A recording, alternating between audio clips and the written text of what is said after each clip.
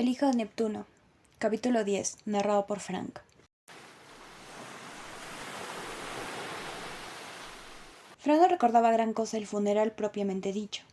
De lo que sí se acordaba era de las horas previas, cuando su abuela había salido al jardín y lo había encontrado disparando flechas a su colección de porcelana. La casa de su abuela era una laberíntica mansión de piedra gris de casi 5 hectáreas en North Vancouver. Su jardín trasero llegaba hasta el parque de Lynn Canyon. Era una mañana fresca y lloviznosa, pero Frank no notaba el frío. Llevaba un traje de lana negro y un abrigo negro que habían pertenecido a su abuelo. A Frank le había sorprendido y le había impresionado descubrir que le quedaban bien. La ropa olía a bolas de naftalina húmedas y jazmín. La tela picaba, pero abrigaba. Con el arco y el cajat, debía de parecer un mayordomo muy peligroso. Había cargado parte de la porcelana de su abuela en un carrito y lo había llevado al jardín, donde había colocado los blancos sobre los viejos postes de la cerca situados en el límite de la finca. Había estado disparando tanto tiempo que los dedos se le estaban empezando a entumecer. Con cada flecha que disparaba, se imaginaba que eliminaba sus problemas. Francotiradores en Afganistán. ¡Zas! Una tetera estalló con una flecha por la mitad. La medalla al sacrificio, un disco de plata con una cinta roja y negra concedida por la muerte en el cumplimiento del deber, entregada a Frank, como si fuera algo importante, algo capaz de arreglarlo todo. ¡Paf! Una taza de té fue a parar al bosque dando vueltas. El oficial que vino a decirle: «Tu madre es una heroína». La capitana Emily Sang murió intentando salvar a sus compañeros. ¡Crack! Un plato azul y blanco se hizo añicos. El castigo de su abuela. Los hombres no lloran, y menos los hombres de la familia Sang. ¿Lo soportarás, Fay? Nadie lo llamaba Fay, salvo su abuela. ¿Qué clase de nombre es Frank? Lo regañaba. Eso no es un nombre chino. Yo no soy chino, pensaba Frank, pero no se atrevía a decirlo. Su madre le había dicho hacía años: no discutas con la abuela, eso solo le hará sufrir más. Ella tenía razón, y ahora Frank no tenía a nadie más que a su abuela. ¡Pam! Una cuarta flecha impactó en el poste de la cerca y se clavó en él vibrando. «Fay», dijo su abuela. Frank se volvió. La mujer sujetaba con firmeza un cofre de caoba del tamaño de una caja de zapatos que Frank no había visto nunca. Con su vestido negro de cuello alto y su severo moño de cabello gris, parecía una maestra de la escuela del siglo XIX. Su abuela contempló la carnicería, la porcelana en el carrito, los fragmentos de sus juegos de té favoritos esparcidos por el césped, las flechas de Frank sobresaliendo del suelo, los árboles, los postes de la cerca y una flecha en la cabeza de un sonriente gnomo de jardín. Frank pensó que se pondría a gritar o que le pegaría con la caja. Él nunca había hecho algo tan grave, nunca se había sentido tan furioso. La cara de su abuela rebosaba amargura y desaprobación. No se parecía en nada a la madre de Frank. Se preguntaba cómo su madre había salido tan simpática, siempre risueña y amable. Frank no se imaginaba a su madre creciendo con su abuela, como tampoco se la podía imaginar en el campo de batalla, aunque probablemente las dos situaciones no se diferenciaban mucho. Esperó que su abuela estallara. Tal vez lo encerrará y no tuviera que ir al funeral. Quería hacerle daño por portarse tan mal continuamente, por dejar que su madre fuera a la guerra, por regañarlo para que lo superara. Lo único que a ella le importaba era su estúpida colección. «Deja ese ridículo comportamiento», dijo su abuela. No parecía muy irritada. «Es indigno de ti». Para gran asombro de Frank, apartó de una patada una de sus tazas de té favoritas. «El coche llegará pronto», dijo. «Debemos hablar». Frank se quedó mudo de asombro. Miró más atentamente la caja de caoba. Por un instante se preguntó si contenía las cenizas de su madre, pero era imposible. Su abuela le había dicho que habría un entierro militar. Entonces, ¿por qué sujetaba a su abuela la caja con tanta cautela, como si el contenido le causara tristeza? «Entra», dijo, sin esperar a ver si Frank la seguía. La mujer se volvió y entró en la casa. En el salón, Frank se sentó en un sofá de terciopelo, rodeado de antiguas fotos familiares, jarrones de porcelana demasiado grandes para su carrito y banderas de caligrafía chinas. Frank no sabía lo que decía la caligrafía. Nunca había tenido mucho interés por aprender. Tampoco conocía la mayoría de las personas de las fotografías. cada vez que su abuela empezaba a sermonearlo sobre sus antepasados, como había venido de China y habían prosperado en el negocio de la importación, exportación y cómo con el tiempo se habían convertido en una de las familias chinas más ricas de Vancouver. Era un rollo, la verdad. Frank era canadiense de cuarta generación. Le daba igual China y todas aquellas rancias antigüedades. Los únicos caracteres chinos que reconocía eran el apellido de su familia, Zhang, maestro de arcos. Eso molaba. Su abuelo se sentó a su lado, con una postura rígida y las manos dobladas sobre la caja. Tu madre quería que estuvieras esto, dijo con reticencia. Lo guardaba desde que eras un bebé. Cuando se marchó a la guerra, me lo confió a mí, pero se ha ido, y dentro de poco tú también te irás. A Fran se le revolvió el estómago. ¿Me iré? ¿A dónde? Yo soy vieja, contestó su abuela, como si fuera un anuncio sorprendente. Muy pronto yo también tendré una cita con la muerte. No te puedo enseñar las técnicas que necesitarás, y no puedo ocultar esta carga. Si le pasara algo, no me lo perdonaría nunca. Te morirías. Fran no estaba seguro de haber oído bien.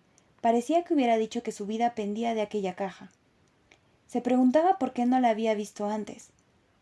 Ella debía de haberla tenido encerrada en el desván, la única habitación en la que Fran tenía prohibido explorar.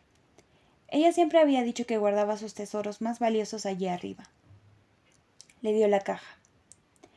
Él levantó la tapa con las manos temblorosas. Dentro, acolchado en forro de terciopelo, había un objeto aterrador, capaz de cambiar su vida e increíblemente importante. Un palo. Parecía madera de deriva, dura y lisa, tallada con una forma ondeada. Era casi del tamaño de un mando a distancia de televisión. Tenía la punta chamuscada.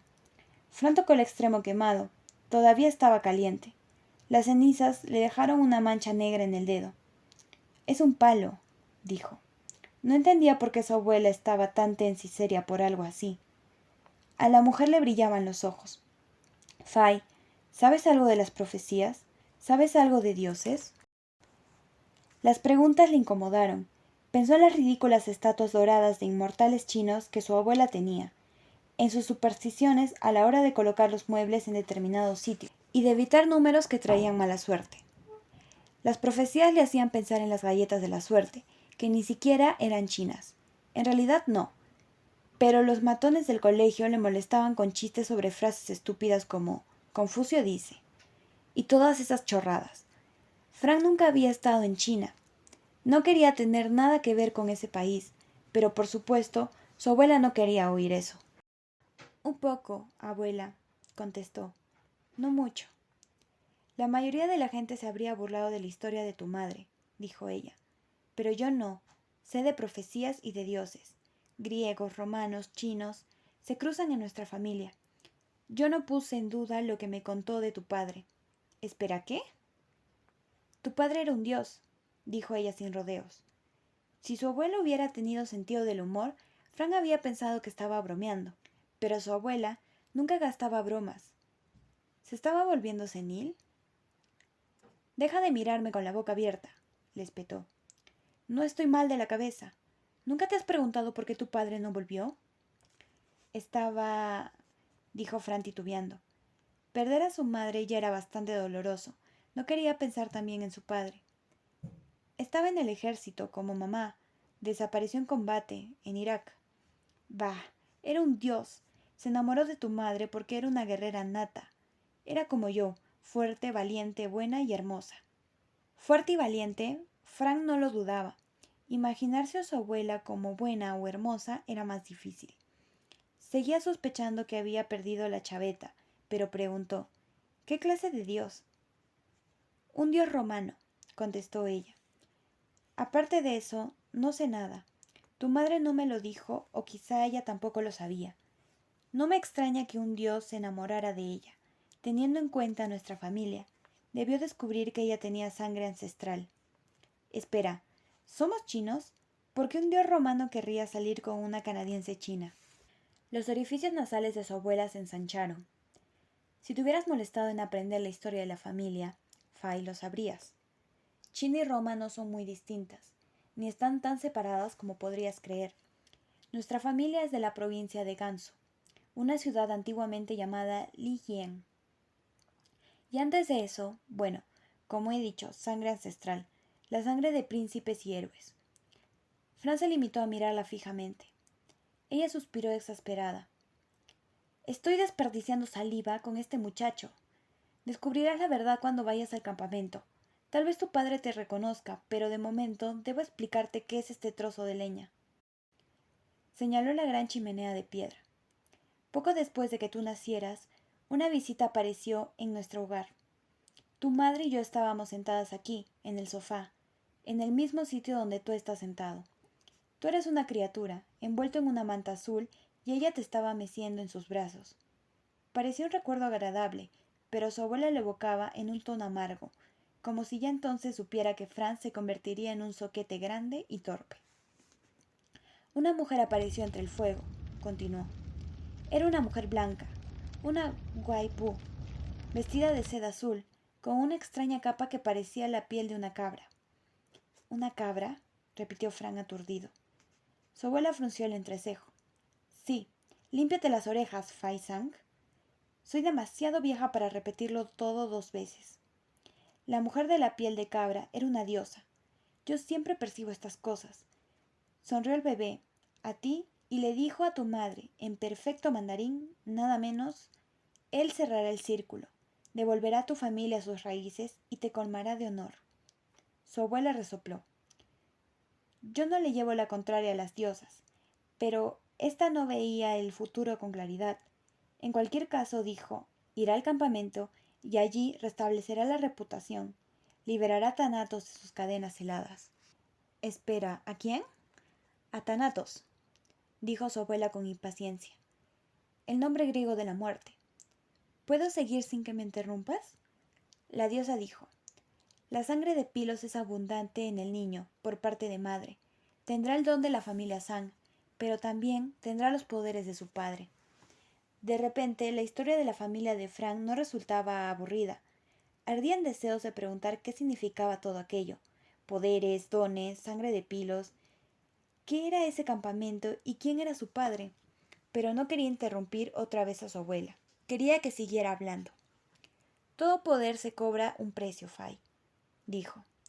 Antes de que la diosa desapareciera, señaló el fuego y dijo, serás el más fuerte de tu clan y el más grande, pero las parcas han decretado que sea también el más vulnerable. Su vida será intensa y breve, en cuanto este trozo de yesca se consuma, el palo que había en el borde de la lumbre. Tu hijo está destinado a morir. Fran apenas podía respirar. Miró la caja que tenía sobre el regazo y la mancha de ceniza de su dedo. La historia parecía ridícula, pero de repente el trozo de madera parecía más siniestro, más frío y más pesado. Sí, mi buey cabezón, dijo su abuela. Ese mismo palo. La diosa desapareció, e inmediatamente cogí la madera del fuego. Lo hemos guardado desde entonces. Si se quema, ¿me moriré?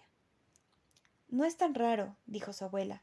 Romanos, chinos, a menudo los destinos de los hombres se pueden prever, y a veces hasta se pueden evitar, al menos por un tiempo. La madera está ahora en tus manos. Manténla cerca. Mientras esté a salvo, tú estarás a salvo. Fran sacudió la cabeza. Quería protestar diciendo que no era más que una estúpida leyenda. Tal vez su abuela estuviera intentando asustarle como venganza por romperle la porcelana. Sin embargo, los ojos de la anciana tenían una mirada desafiante. Parecía estar retando a Frank. Si no te lo crees, quémalo. Fran cerró la caja. Si es tan peligroso, ¿por qué no lo sellamos con algo que no arda, como plástico o acero? ¿Por qué no lo guardamos en una caja fuerte? ¿Qué pasaría si cubriéramos el palo con otra sustancia? Se preguntó su abuela.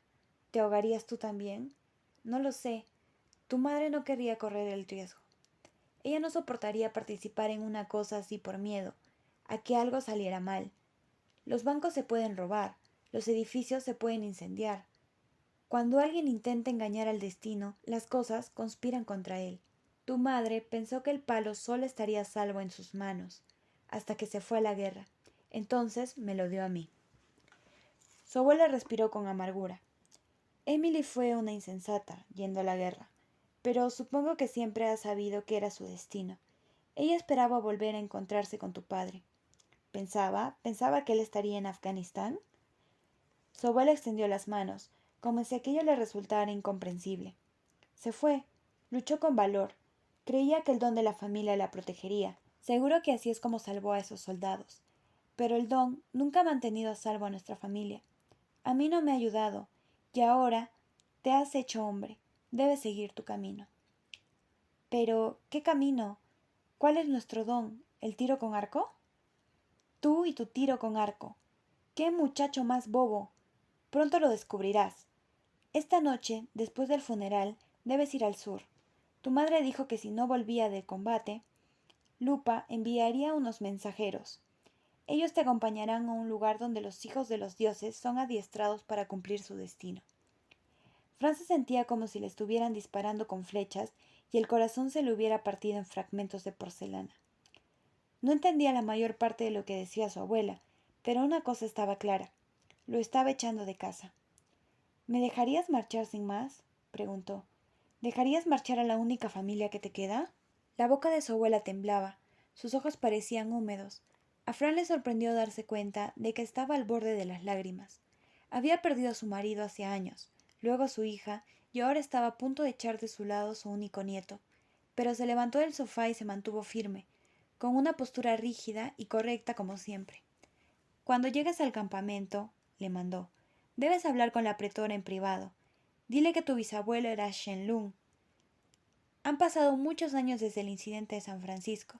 Con suerte, no te matarán por lo que él hizo, pero puede que te convenga pedir perdón por sus actos. Eso pinta cada vez mejor, masculló Frank. La diosa dijo que cerrarías el círculo de la familia. La voz de su abuela no tenía ni rastro de compasión. Ella eligió tu camino hace años, y no será fácil, pero ahora es el momento del funeral. Tenemos obligaciones. Vamos, el coche está esperando.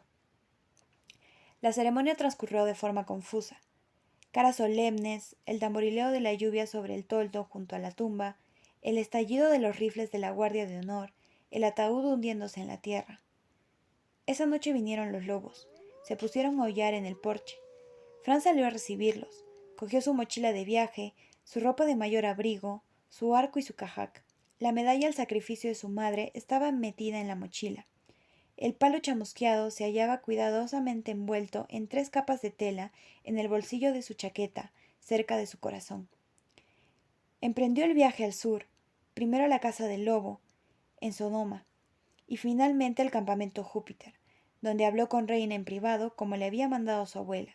Suplicó perdón por el bisabuelo del que no sabía nada. Reina le dejó unirse a la legión, pero no le contó lo que había hecho su bisabuelo, pero era evidente que lo sabía. Fran se percató de que era malo. Juzgo a la gente por sus propios méritos, le dijo Reina, pero no menciones el nombre de Shenlong delante de nadie más. Debe seguir siendo nuestro secreto, o te tratarán mal. Lamentablemente, Fran no contaba con muchos méritos. Su primer mes en el campamento lo pasó chocando y tirando hileras de armas, rompiendo carros y haciendo tropezar a cortes enteras mientras éstas marchaban. Su tarea favorita era cuidar de Aníbal, el elefante, pero también había metido la pata provocando una indigestión al animal al darle de comer cacahuates. ¿Qué iba a saber que los elefantes podían ser intolerantes a los cacahuates? Fran se imaginaba a Reina arrepintiéndose de su decisión de dejarla y unirse a la legión. Cada día se despertaba preguntándose si el palo se encendería y se quemaría, o si él dejaría de existir. Todo eso pasaba por la cabeza de Frank mientras se dirigía hacia los juegos de guerra en compañía de Hazel y Percy. Pensó en el palo envuelto dentro del bolsillo de su chaqueta y en lo que la aparición de Juno en el campamento significaba. ¿Estaba a punto de morir? Esperaba que no. Todavía no había honrado a su familia. Eso estaba claro. Quizá Apolo lo reconocería esa noche y le explicara cuáles eran sus poderes y sus dones. Una vez que salieron del campamento, la quinta corte formó 2 filas detrás de sus centuriones, Dakota y Wen. Marcharon hacia el norte, rodeando las afueras de la ciudad, y se dirigieron al campo de Marte, la parte más grande y más llana del valle. La hierba estaba muy corta debido a todos los unicornios, toros y faunos sin hogar que pasían allí. La tierra estaba llena de cráteres de explosiones y surcada por trincheras de juegos anteriores. En la parte norte del campo estaba su objetivo. Los ingenieros habían construido una fortaleza de piedra con rastrillos de hierro, torres de vigía, escorpiones, cañones de agua y, sin duda, muchas otras sorpresas desagradables para que las usaran los defensores. Hoy han hecho un buen trabajo, observó Hazel. Eso no es bueno para nosotros. Espera, dijo Percy. ¿Me estás diciendo que han construido esa fortaleza hoy?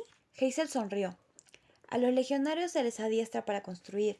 Si nos viéramos obligados, podríamos derribar todo el campamento y reconstruirlo en otra parte. Llevaría unos 3 o 4 días, pero podríamos hacerlo. Mejor no, dijo Percy. ¿Así que atacáis una fortaleza distinta cada noche? No cada noche, respondió Frank. Tenemos diferentes ejercicios de entrenamiento. A veces, las bolas de la muerte, que son como las bolas de pintura, solo que con bolas de veneno, ácido y fuego. Otras veces hacemos competiciones de carros y gladiadores y otras juegos de guerra. Hazel señaló al fuerte. La primera y la segunda corte guardan sus estandartes en algún lugar del interior. Nuestra misión consiste en entrar y capturarlos, sin que nos descuarticen. Si lo hacemos, ganamos. A Percy se le iluminaron los ojos. Como el juego de capturar la bandera, creo que me gusta. Bueno, sí, dijo Fran riendo. Es algo más difícil de lo que parece. Tenemos que esquivar esos escorpiones y los cañones de agua de los muros, atravesar el interior de la fortaleza luchando, al mismo tiempo que protegemos nuestros propios estandartes y a nuestras tropas y evitamos que los capturen. Nuestra corte compite con las otras 2 cortes atacantes. En cierto modo debemos cooperar, pero en realidad no es así. La corte que captura los estandartes se lleva toda la gloria. Percy tropezó, tratando de mantener el ritmo de la marcha. Frank se solidarizó con el recién llegado. Él se había pasado las 2 primeras semanas cayéndose. ¿Y por qué hacemos esta práctica? Preguntó Percy. ¿Pasáis mucho tiempo asediando ciudades fortificadas? Trabajo en equipo, respondió Hazel. Rapidez de reflejos, táctica, técnicas de combate. Te sorprendería lo que se aprende con los juegos de guerra. Como quien te apuñalara por la espalda, dijo Frank. Sobre todo eso, convino Hazel. Marcharon hasta el centro del campo Marte y formaron filas. La tercera y la cuarta corte se reunieron lo más lejos posible de la quinta. Los centuriones del banco atacante se juntaron para debatir. En el cielo, Reina daba vueltas en lomos de su Pegaso, Escipio, lista para ser de árbitro. Media docena de águilas gigantescas volaban en formación detrás de ella, preparadas para ofrecer servicios de ambulancia aérea en caso necesario. La única persona que no participaba en el juego era Nico D'Angelo, el embajador de Plutón, que había subido a una torre de vigilancia a unos 100 metros del fuerte y debía de estar observando con unos prismáticos. Fran apoyó su pilum contra su escudo y comprobó la armadura de Percy. Todas las correas estaban abrochadas correctamente. Cada parte de la armadura estaba bien ajustada. Lo has hecho bien, dijo asombrado. Percy, debes de haber participado en juegos de guerra antes. No lo sé, tal vez. El único elemento antirreglamentario era la reluciente espada de bronce de Percy, que ni estaba hecha de oro imperial ni era un gladius. Tenía forma de hoja y la inscripción en la empuñadura estaba en griego. Fran se inquietó al mirarla. Percy frunció el ceño. Podemos usar armas de verdad, ¿no? Sí, asintió Frank, por supuesto. Es solo que nunca había visto una espada como esa. ¿Y si hago daño a alguien? Lo curamos, contestó Frank. O lo intentamos. Los médicos de la Legión saben emplear muy bien la ambrosia y el néctar, y las virutas de unicornio. Nadie muere, dijo Hazel. Bueno, al menos normalmente. Y si se da el caso, Frank imitó la voz de Vitelio. Son unos debiluchos. En mi época moríamos continuamente y nos gustaba. Hazel se rió. No te separes de nosotros, Percy. Lo más probable es que recibamos la peor tarea y nos eliminen pronto. Nos mandarán a los muros primero para minar las defensas. Luego la tercera y la cuarta cortes entrarán y te llevarán los honores, si pueden abrir brecha en el fuerte. Sonaron los cuernos. Dakota y Gwen se apartaron del corrillo, de los oficiales, con expresión adusta. Muy bien, el plan es el siguiente. Dakota bebió un trago rápido de su termo de viaje con refresco. Nos van a mandar a los muros primero para minar las defensas. Toda la corte se quejó. Lo sé, dijo Gwen, pero a lo mejor esta vez tenemos suerte. Gwen era la optimista del grupo. A todo el mundo le caía bien, porque se preocupaba por su gente y trataba de mantener alta la moral. Incluso podía controlar a Dakota durante sus ataques de hiperactividad. Aún así, los campistas gruñeron y se quejaron. Nadie creía en la suerte de la quinta. La primera fila con Dakota, dijo Gwen. Juntad los escudos y avanzad en formación de tortuga hasta las puertas. Intentad permanecer sanos y salvos. Atraed su fuego. La segunda fila... Gwen se volvió hacia la hilera de Frank sin gran entusiasmo. Los 17 de Bobby en adelante. Haceos cargo del elefante y de las escaleras. Intentad hacer un ataque de flanco en el muro oeste. Tal vez podamos dispersar a sus defensores. Frank, Hazel, Percy, haced cualquier cosa. Enseñadle a Percy cómo funciona todo. Tratad de mantenerlo con vida. Se volvió hacia toda la corte. Si alguien salta por encima del muro, me aseguraré de que os den la corona mural. ¡Victoria para la quinta! La corte vitorió sin demasiado entusiasmo y rompió filas. Percy frunció el entrecejo. ¿Haced cualquier cosa? Sí, dijo Hazel suspirando. Todo un voto de confianza. ¿Qué es la corona mural? Preguntó. Una medalla militar, contestó Frank. Le habían obligado a memorizar todos los posibles premios. Un gran honor para el primer soldado que abre brecha en un fuerte enemigo. Como podrás apreciar, en la quinta nadie tiene una de esas. Normalmente ni siquiera entramos en el fuerte porque estamos quemados o ahogándonos. Titubeó y miró a Percy. ¿Cañones de agua? ¿Qué? Preguntó Percy. Los cañones de los muros extraen agua del acueducto. Hay un sistema de bombeo. No sé ni cómo funcionan, pero tienen mucha presión. Quizás si pudieras controlarlos como controlaste el río. Frank, Hazel sonrió. Es una idea genial. Percy no estaba tan seguro. No sé cómo lo hice en el río. No estoy seguro de que pueda controlar los cañones desde tan lejos. Te acercaremos. Frank señaló el muro este del fuerte, donde la quinta corte no atacaría. Allí es donde la defensa será más débil. No se tomarán en serio a 3 chicos. Creo que podemos acercarnos mucho antes de que nos vean. ¿Acercarnos cómo? Preguntó Percy. Frank se volvió hacia Hazel. ¿Puedes volver a hacerlo? Ella le dio un puñetazo en el pecho. Dijiste que no se lo dirías a nadie. Frank se sintió fatal en el acto.